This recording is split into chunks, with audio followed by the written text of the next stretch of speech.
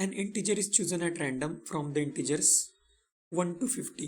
The probability that the chosen integer is a multiple of at least one of 4, 6 and 7 is.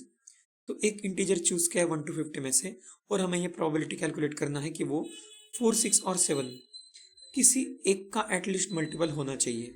तो इससे कितने numbers होंगे ये सबसे पहले हमें कैलकुलेट करना होगा और वो कैलकुलेट करने का सिंपल तरीका इसे याद रख सकते हैं। हम बॉक्स निकाल सकते हैं, जैसे 4 के मल्टीपल जो है वो इतने होंगे, 50/4 का बॉक्स ग्रेटेस्ट इंटीजर जो हम लिखते हैं। तो 50/4 का आंसर आएगा 12 पॉइंट कुछ आएगा और उसका बॉक्स हो जाएगा 12। इसका मीनिंग है कि 12 मल्टीपल्स होंगे 4 के 1 to 50 के बीच में। एग्जैक्टली इसी तरह से 6 के मल्टीपल्स कितने होंगे, तो वो होंगे 50/6 का बॉक्स और ये आ जाएगा 8 पॉइंट कुछ। इसका मीनिंग है कि बॉक्स आएगा 8। इसी तरह से 7 के मल्टीपल्स जो होंगे वो होंगे 50/7 का बॉक्स और ये होंगे 7। तो ये तो 4 के मल्टीपल्स हो गए, ये 6 के मल्टीपल्स और ये 7 के मल्टीपल्स। इन सबको बस ऐड कर देंगे तो एक प्रॉब्लम होगा कि कुछ नंबर्स ऐसे भी होंगे जब 4 के भी मल्टीपल्स होंगे और 6 के भी मल्टीपल्स होंगे तो वो डबल काउंट हो जाएंगे, तो वो हमें सबट्रैक्ट भी करना होगा। इसी तरह से 6 और 7 के भी जो डबल काउंट होंगे वो सबट्रैक्ट करने होंगे, 4 और 7 के भी।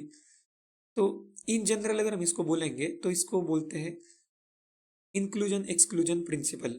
अगर हमें कोई भी ऐसे बहुत सारे सेट्स का अगर यूनियन कैलकुलेट करना है तो हम सबको ऐड करते हैं, फिर जो इंटरसेक्शन होगा पेयर वाइज वो सबट्रैक्ट करते हैं, फिर 3 का जो ग्रुप होगा उसका इंटरसेक्शन फिर ऐड करेंगे, फिर 4 का जो ग्रुप होगा वो सबट्रैक्ट करेंगे। अल्टरनेट प्लस माइनस होता है, तो वही चीज़ हमें यहाँ पे करना होगा। तो हमें एटलीस्ट 4, 6, 7 से मल्टीपल होने वाला कोई नंबर चाहिए है। इसका मीनिंग है कि इन तीनों का यूनियन चाहिए है। तो उसके यूनियन में कितने नंबर्स होंगे, तो इनको हम ऐड तो करेंगे लेकिन सबट्रैक्ट भी करेंगे, पेयर वाइज इंटरसेक्शन देखेंगे। जैसे 4 और 6 का मल्टीपल जो होगा, इसका मीनिंग है कि इसका एलसीएम देखना होगा हमें। 4 और 6 का एलसीएम होगा 12। इसका मीनिंग है कि 12 का मल्टीपल, 12 का जो भी मल्टीपल होगा वो 4 और 6 का भी मल्टीपल होगा। तो 12 के मल्टीपल्स कितने होंगे, तो वो भी हम इसी तरह से कैलकुलेट करेंगे। वो होंगे, यहाँ पे डिवीजन जाएगा 4 से तो वो होंगे 4। इसी तरह से 6 और 7 के कितने मल्टीपल्स कॉमन होंगे, तो 6 और 7 का एलसीएम होता है 42। तो इसको भी हम सेम तरीके से कैलकुलेट करेंगे और ये आ जाएंगे 1, एक ही डिजिट होगा इस तरह से। और 4 और 7 इसका जो कॉमन होगा इसको भी हम कैलकुलेट करेंगे 50/4 और 7 का एलसीएम होगा 28। तो 28 के मल्टीपल्स जो होंगे वो एक ही होगा। ठीक है, वैसे इसमें तो बॉक्स भी कैलकुलेट करने का जरूरत नहीं है, ऐसे ओरली भी समझ सकते हैं। 28 ही होगा बस, उसके आगे का 56 जो होगा वो तो 50 से ज़्यादा हो जाएगा। इसी तरह से 42 का भी जो डबल होगा वो तो ज़्यादा हो जाएगा, बस एक नंबर है 42। अब अगर हम देखेंगे कि तीनों में कॉमन कोई होगा या नहीं, जैसे जो 4 से भी डिविजिबल हो, 6 से भी और 7 से भी, तो 4, 6 और 7 तीनों का अगर एलसीएम देखेंगे तो वो 50 के अंदर तो नहीं आएगा, वो 50 से बड़ा ही होगा।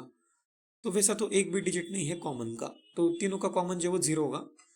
तो हम फाइनल आंसर क्या लिखेंगे, इन तीनों को ऐड करेंगे 12 + 8 + 7, लेकिन जो 2 का पेयर था उनका हम सबट्रैक्ट भी कर देंगे 4, 1, 1, तो -4 -1 -1।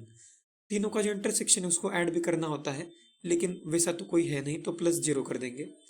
तो टोटल कितने आ जाएंगे नंबर्स इस तरह से, तो ये हो जाएंगे 12 + 15 27 -6 और ये 0 है, तो 27 - 6 21, फाइनल 21 आ जाएंगे।